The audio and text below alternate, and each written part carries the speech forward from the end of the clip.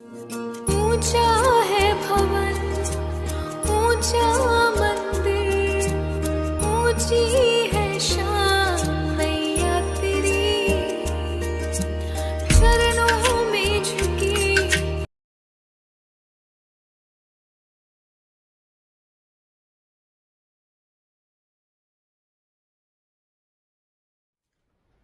श्री गणेशाय नमः, श्री सरस्वती नमः, श्री वासुदेवाय नमः। हे सच्चिदानंद निर्विकारा निरामया परम पुरुषा तुम्हें नमस्कार हमारा।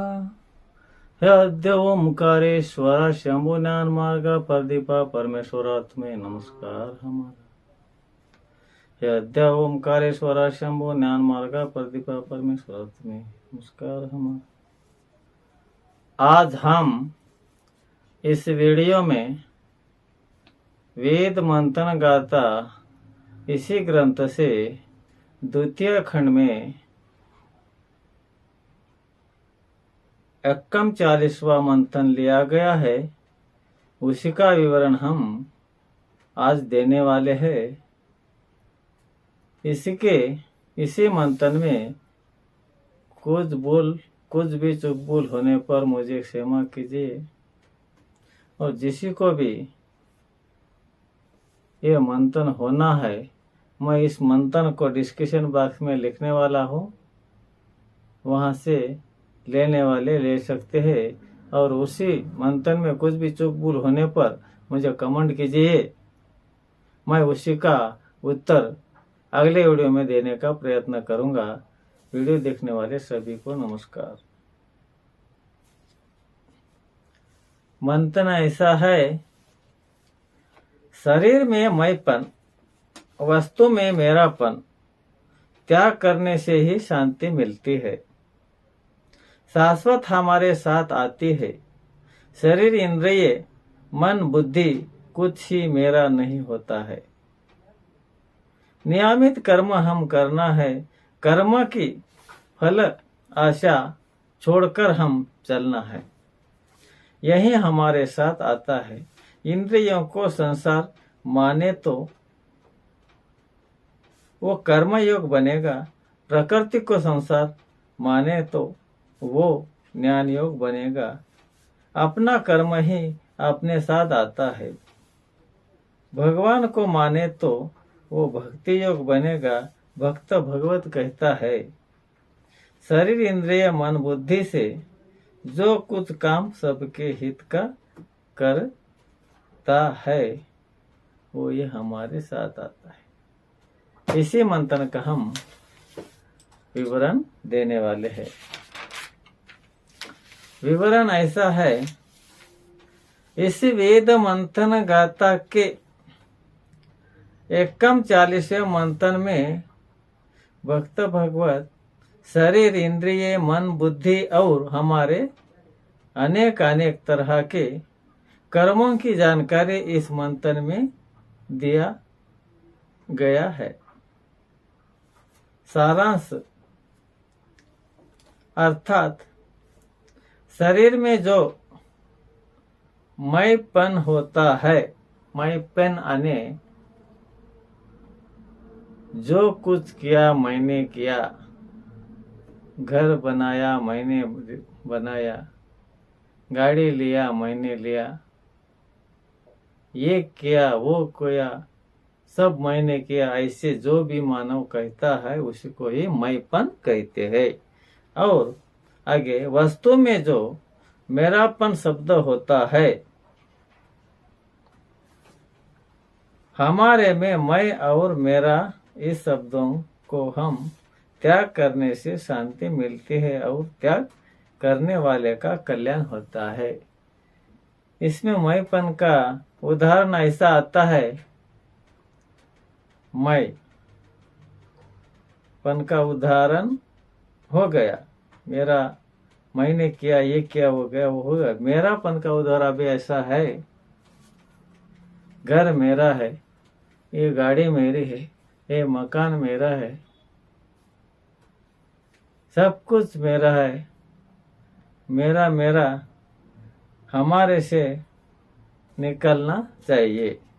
और मेरा इसी शब्दों को हम त्याग करने से शांति मिलती है और त्याग करने वाले का कल्याण होता है। इस जगत में हमारे पास जो भी है, हमारा जो भी है वो हमारा नहीं होता है, वो सबके लिए है। उतना तो क्या, शरीर भी हमारा नहीं होता है, मन भी हमारा नहीं, बुद्धि इत्यादि कुछ भी हमारा नहीं होता है। इसलिए हम मैं और मेरापन को छोड़कर चलना है। अभी आगे देखेंगे, शरीर, इंद्रिय, मन, बुद्धि इत्यादि कुछ भी हमारा नहीं होता है। शरीर भी हमारा नहीं है, इंद्रिय भी हमारा नहीं होता है, नहीं होते हैं, मन और बुद्धि ये भी हमारे नहीं है। इसलिए हम मैं और मैंपन को कभी भी छोड़कर चलना है। कुछ भी हमारा नहीं होता है। उस इंद्रियों को हम संसार माने तो वो कर्म योग होता है, या प्रकृति को हम संसार माने तो वो ज्ञान योग होता है, और भगवान को हम संसार माने, संसार ऐसा माने तो वो हमारा भक्ति योग होता है, और अपना माने तो वो हमारा जन्म मरण योग होता है। जन्म मरण योग अर्थात हमको जन्म और मरण होगा। अभी यहाँ ऐसा है, जो भी मानव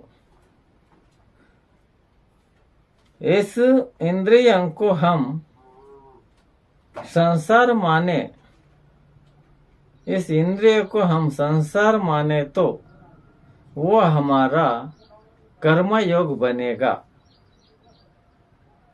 अथवा हम प्रकृति को संसार माने तो वो हमारा ज्ञान योग बनेगा, और हम भगवान को संसार माने तो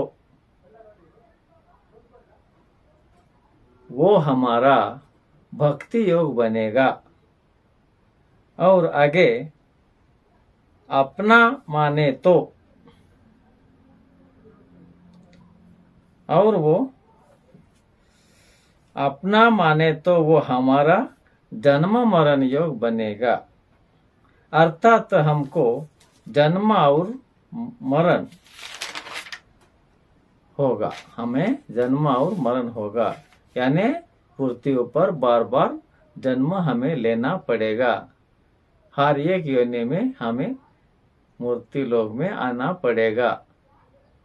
इसी को क्या कहते हैं, जन्म मरण योग कहते हैं। वो अपना मानने से। और आगे हमको मिलने वाला कुछ भी नहीं है, जो अपना नहीं है तो वो हमको कैसे मिलेगा। हम ऐसा विचार करना चाहिए, और वो अपने पास रहेगा कैसे, इसका भी हम विचार करना चाहिए। इसीलिए भगवान श्री कृष्ण गीता उपदेश के रूप में कहते हैं कि इस शरीर और मन, बुद्धि, इनसे जो भी कुछ काम करोगे वो काम सबके लिए करो और सबके हित के लिए करो। ऐसे भगवान गीता के उपदेश के रूप में अर्जुन को कहते हैं। क्या कहते हैं? हमारे शरीर, मन और बुद्धि से, इनसे जो भी हम काम करो, जो भी काम करो वो काम सभी के लिए करो और सभी के हित के लिए करो। ऐसे भगवान अर्जुन से कहते हैं। यज्ञ के लिए अर्थात निस्वार्थ भाव से केवल दूसरों के हित के लिए कर्म करने वाले मनुष्य के सब कर्म विलीन होते हैं, यानी विलीन होते हैं। वो कर्मों में बंधन नहीं हो सकता। वो आत्मा, उस मानव का आत्मा कर्म में बंधन नहीं रहता है। यज्ञ के लिए अर्थात निस्वार्थ भाव से केवल दूसरों के हित के लिए जो यज्ञ कर्म करने वाले मनुष्य के सब ही कर्म विलीन होते हैं, यानी वो कर्म के बंधन में वो उसका जीवात्मा नहीं रहता है। ऐसा आगे रामायण में भी प्रमाण मिलता है। दूसरों के हित करने के लिए कर्म योग, ज्ञान योग और भक्ति योग। हमने पीछे किसके बारे में जानकारी ली है? ज्ञान योग, कर्म योग, भक्ति योग। और दूसरों के हित के लिए तुम कर्म योग करो, ज्ञान योग करो और भक्ति योग करो। ये तीनों ही योग सिद्ध होते हैं। इन्हें कैसे सिद्ध होते हैं? वो तीनों योग जो भी होते, कर्म योग, ज्ञान योग और भक्ति योग, ये तीनों से हम दूसरों के हित के लिए करो, उसमें वो योग सिद्ध होता है। सगुण और निर्गुण ये दोनों की प्राप्ति दूसरों के हित करने से ही होती है। सगुण और निर्गुण की प्राप्ति दूसरों के हित से ही, दूसरों के हित करने से ही होती है। श्रीमद् भगवद गीता ने सगुण के प्राप्ति के लिए इसी बताया है।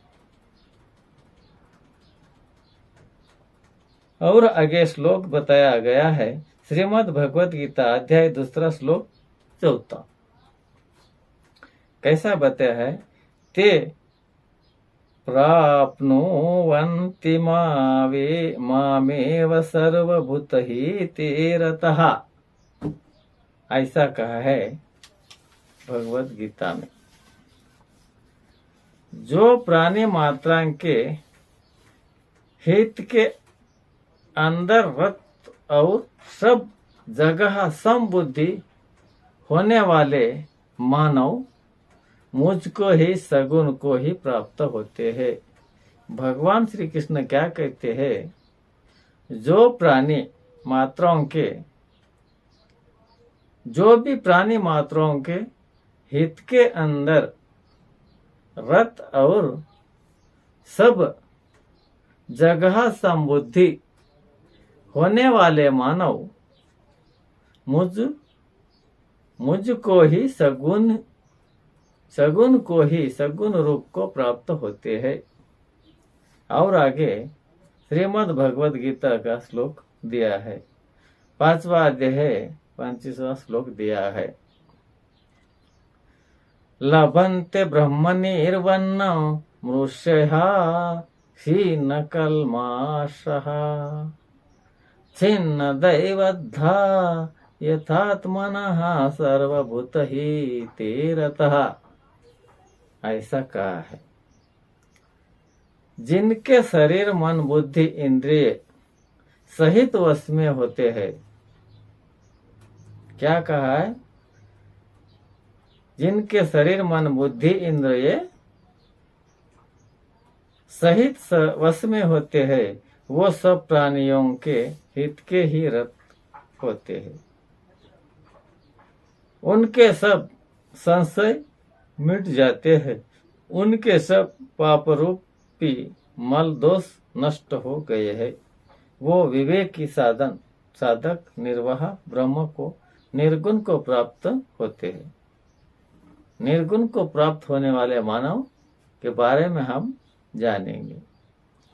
जो भी, जिस मानव के, जिसके भी, जिनके शरीर मन बुद्धि इंद्रिय सहित, जिनके मन बुद्धि इंद्रिय शरीर सहित वश में होते हैं, उसके वश में होते हैं, वो सब प्राणियों के हित में ही रत होते हैं। उनके सब संशय मिट जाते हैं, उनके सब पाप रूपी मल दोष नष्ट हो गए। वो विवेकी साधक निर्वाण ब्रह्म को निर्गुण को प्राप्त होते हैं। और आगे, हिंदू मुसलमान क्रिश्चियन पारसी यहूदी इत्यादि कोई भी हो, उन्होंने अपने सिद्धांत के नियमों के पालन करते करते त्याग करने से, अर्थात मिली हुई वस्तुओं को अपनी वस्तु नहीं माने तो, अपनी वस्तु नहीं माने तो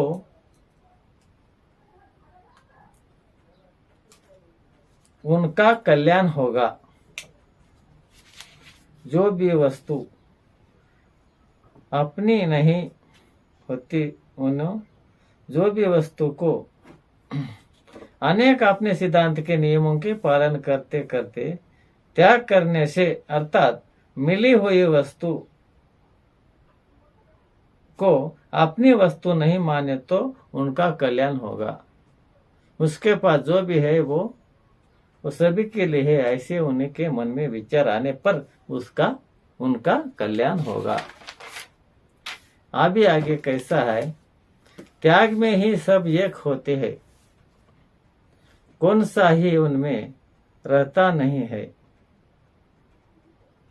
जैसे कि कोई देवता के पूजन करता है और कोई माता पिता के पूजन करते हैं, ऐसे वगैरह वगैरह नियमों के पालन में भिन्नता होकर वो दूसरों के हितों के लिए स्वार्थ और अभिमान का त्याग करने से सब एक होते हैं। जिनमें अपने स्वार्थ और अभिमान के त्याग की मुख्यता होती है,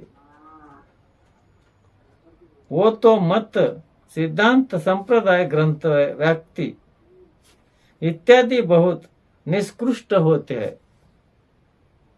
सबके हित करने से अपने हित फुकट में ही स्वाभाविकपन में होते हैं, अपने हित फुकट में स्वाभाविकपन से होते हैं, दूसरों का हित करने से। इसीलिए अपने को नया कुछ करने का नहीं है, जो करने का वही हम करना है। अपने मन में वासना कुकर्म की जो स्मरण मन में होता है उसको हम नहीं करना है। जो भी शास्त्र गीता के अनुसार चलता है वैसा ही हम करना है। उसमें सब लिखा है क्या करना क्या नहीं करना, सिर्फ अपना भाव ही बदलने का है। हम अपनी संपत्ति सबके लिए होती है, अपना तो सिर्फ संपत्ति के रक्षण करने वाले हैं। अपन कौन है? अपन तो सिर्फ संपत्ति के रक्षण करने वाले हैं। जैसे कि आवश्यकता पड़ने पर अपन क्या करते हैं, अन्न और पानी वस्त्र इत्यादि अपने उपयोग में लाते हैं। ऐसे वैसे ही हम आवश्यकता पड़ने पर दूसरों को भी अन्न और पानी वस्त्र औषध अपन जरूर देना है। जैसे कि स्वतः के लिए अपन आवश्यकता अनुसार वस्तुओं को लेते हो, वैसे ही दूसरों को भी आवश्यकता अनुसार वस्तुओं को हम जरूर देना है। यही काम सर्वश्रेष्ठ होता है। सबके हित का भाव प्रत्येक हर एक स्त्री पुरुष रख सकते हैं। इस भाव को गृहस्थी ही रख सकते हैं, साधु सन्यासी ही रख सकते हैं और गरीब से गरीब भी रख सकते हैं। श्रीमंत से श्रीमंत ही रख सकते हैं। अपने पास जो जो वस्तुओं होती है वो वस्तुओं सब किसके है इसी का पता तो नहीं है, लेकिन कई अभावग्रस्त उस वस्तु का पता तो नहीं, कई अभावग्रस्त मानव सामने से आया तब वो वस्तु उनकी समझकर हम उनको ही देना चाहिए। त्वदीयं वस्तु गोविंद तुम्भ्यमेव समर्पय, ऐसा श्लोक यहाँ बताया है। त्वदीयं वस्तु गोविंद तुभ्यमेव समर्पयते, और इसका ऐसा होता है अर्थ, जैसे अपने पास कोई तो सजन आया है, कहने लगा कि मित्र आज मुझे यात्रा को जाना है, मेरे पास 1000 रुपये है, कोई मेरे से चोरी करेगा, इसीलिए मैं डर से मैंने उस पैसे को तुम्हारे पास रखता हूँ। वो पैसे वाला तो पैसे रखकर निकल गया। सायंकाल वो फिर से आकर के पैसे मांगने लगा।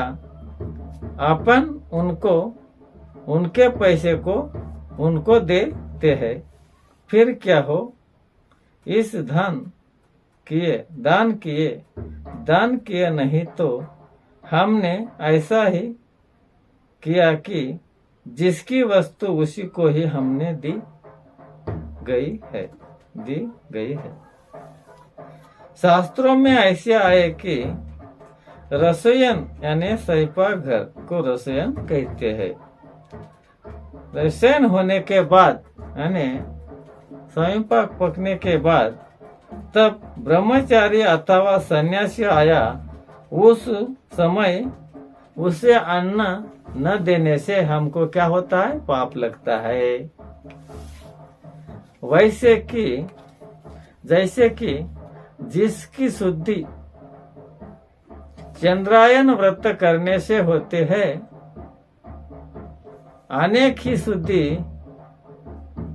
उतने ही शुद्धि चंद्रयान व्रत के जैसे हम उन ब्रह्मचारी अथवा सन्यासी को थोड़ा तो भी हम अन्नदान भोजन देने से होते हैं, इतना पुण्य हमें मिलता है।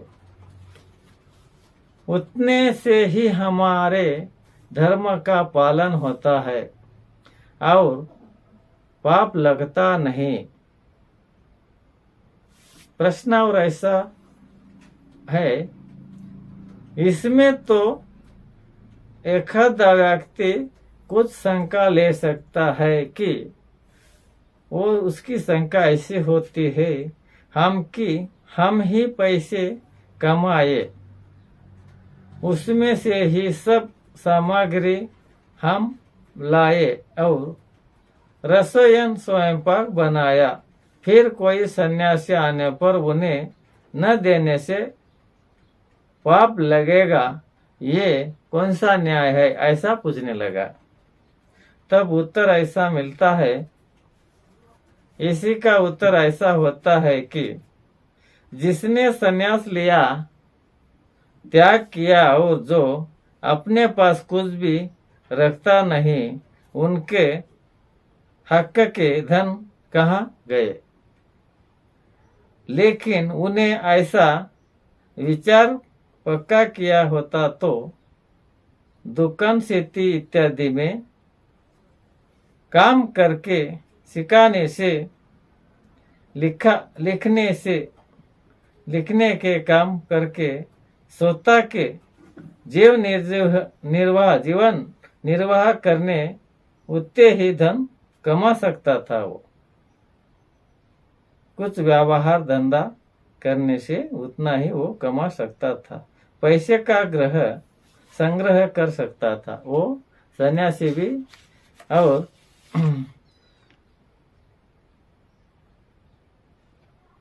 साधु भी वैसा पैसे का संग्रह कर सकता था। पर वो तो उन्होंने किया नहीं, उसी के लिए वो पैसे हमारे पास रहे हैं, उसके ही पैसे हमारे पास रहे हैं। इसीलिए समय के अनुसार भोजन के लिए आने पर उसी ब्रह्मचारी या सन्यासी को भोजन जरूर देना है। हम ध्यान में रखना है, हमारे भोजन समय पर जो भी व्यक्ति आएगा, ब्रह्मचारी या सन्यासी अथवा कुत्ता, जो भी प्राणी आए, तो उसे हम भोजन जरूर देना है। वो ही हमारे श्रेष्ठ कर्तव्य होते हैं। उनको भोजन न देने से उनके हमारे ऊपर ऋण रहेगा, उनका हमारे ऊपर ऋण रहेगा, यानी बाकी रहेगी। इसीलिए हमको पाप लगता है। ऐसे हमारे शास्त्र पुराणों में लिखा है, प्रमाण मिलता है। साधुओं के भिक्षा वृत्ति को शास्त्रों में बहुत बड़ा पवित्र मान्य है। कारण अनेक घर से थोड़ा थोड़ा लेने से देने वाले का थोड़ा थोड़ा बोझा कम होता है।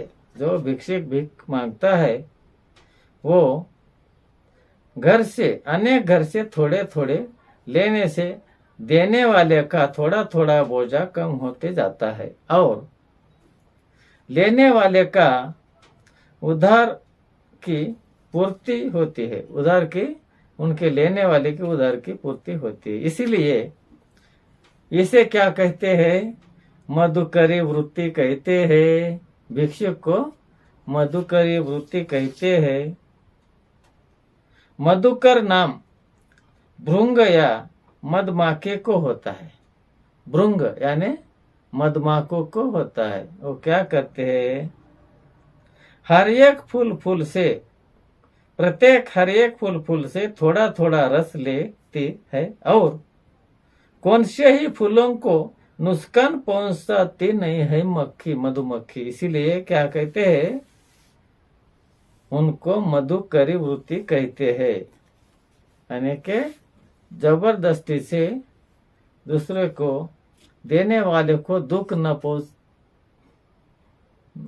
पहुंचना, ऐसे वो थोड़े थोड़े भिक्षुक लेते हैं। एक साधु था, उसी को किसी ने पूछा कि तुम भोजन कैसे करते? तब साधु कहते हैं, भिक्षा करता और मैं उसमें से जो पदार्थ मिलता है उसी को ही मैं ग्रहण करता। उन्हें फिर से पूछा कि कभी तो आपको भिक्षा मिली नहीं, तो फिर कैसे भोजन करता? तब साधु कहने लगा, भूखों को ही मैं खाता हूँ। भूखों को खाने का तात्पर्य ऐसा हुआ कि ऐसे ही आज मैं भोजन करने वाला नहीं, भोजन मैं कल करूँगा। इस संसार में एक व्यक्ति ने दूसरे व्यक्ति की सेवा किए बिना किसका भी निर्वाह हो सकता नहीं। राजा हो, महाराजा हो, क्यों न हो, अपने निर्वाह के लिए कुछ न कुछ सहायता देना ही पड़ता है। ऐसा श्रीमद् भगवत गीता में प्रमाण लिखा मिलता है। और आगे श्लोक दिया है, देवन भवया तानेन ते देवा भवयन्तु वः परस्परं भावयन्तः श्रेय परमावस्था।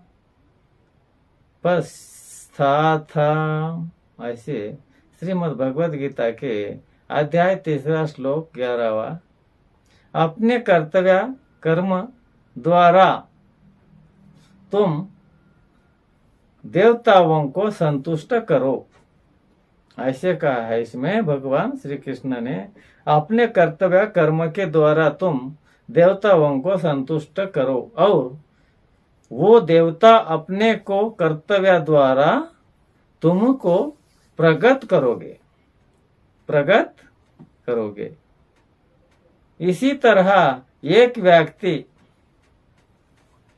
दूसरे को प्रगत करते थे, तुम ही परम कल्याण को प्राप्त होंगे। प्रगत यानी तुम ही कल्याण को प्राप्त होंगे। कितनी विलक्षण की बात है कि एक दूसरे के पूजन सेवा करते करते परम कल्याण की प्राप्ति होती है। हमें एक दूसरे की पूजन या अथवा सेवा करते करते करने वाले को कल्याण की प्राप्ति होती है। अनेक वर्ष के पूर्व की एक बात भी है, उदाहरण में हम लेंगे। बांकुड़ा जिला में यानी पश्चिम बंगाल के बांकुड़ा जिला में दुष्काल पड़ा था। एक बार बांकुड़ा जिला में दुष्काल पड़ा था, तब गीता प्रेस यानी गीता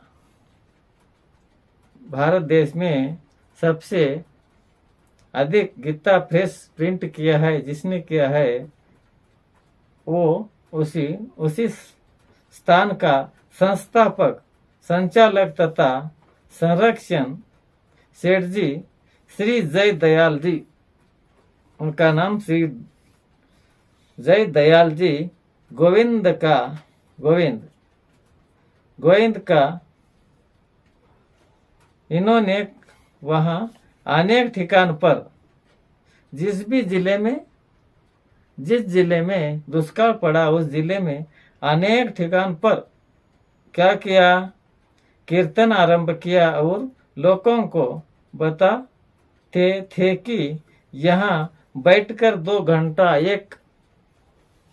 2 घंटा तक नाम संकीर्तन करो और आधा सेर चावल लेकर जाओ। उन्होंने ऐसा संस्था खोली कि पैसा देने से वो लोग तो मांस मासे खरीदी करेंगे, नशा की चीजें को लेंगे। उन्होंने ऐसा विचार किया, दुष्काल तो पड़ा है, इन लोगों को पैसा देने पर मांस मासे खरीद कर खाएंगे, नशा की चीजें खाएंगे, इसीलिए मैं क्या करूं। अनेक ठिकान पर ऐसा बैठकर 2 घंटा तक नाम संकीर्तन करो और आधा सेर चावल लेकर जाओ, ऐसी संस्था खोली। उन्होंने सोचा कि मैं चावल देऊं तो पेट भर वो लोग खाएंगे, पैसा देऊं तो मांस मासे खाएंगे और निशा की चीज को लेंगे, और निशा में जो नहीं करना उस कार्य को कर सकते हैं वो। लेकिन हम चावल देने से वो लोग पेट भर खाना तो खाएंगे, इसीलिए चावल देने शुरू किया। इस तरह उन्होंने कीर्तन के 100-125 ऐसे नाम स्मरण के ठिकान खोले। 100-125 नाम स्मरण के ठिकान खोले। एक दिन सेठ जी वहां लोग एकत्र होने पर उन्होंने सेठ जी की बहुत स्तुति की है, और लोग कहने लगे सेठ जी को, सेठ जी अपने ये जिले को जगाए है, खाना खिलाए है। हमारे जिले में अनेक लोगों को जगाए, खाना खिलाए, पानी पिलाए सेठ जी। हमको इस दुष्काल से भूखे मरने से हमको बचाए। सेठ जी कहने लगे, ये देखो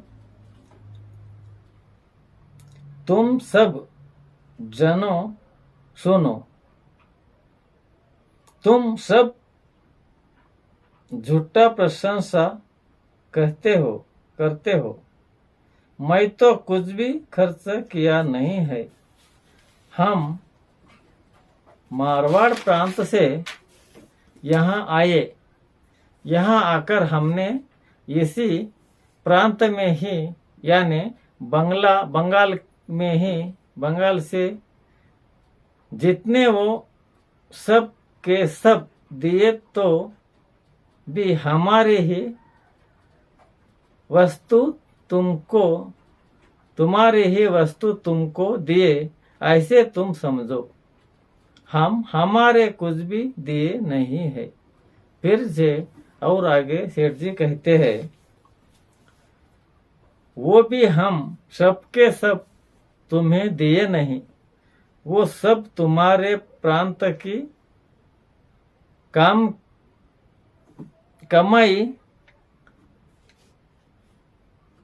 देने पर समाप्त होने के बाद हम मारवाड़ प्रांत से जो भी लाकर तुमको देंगे, तब थोड़ा असर पड़ेगा कि हमने खर्च किए, तुम्हारे लिए खाना खिलाए, पानी पिलाए, ऐसा कहो।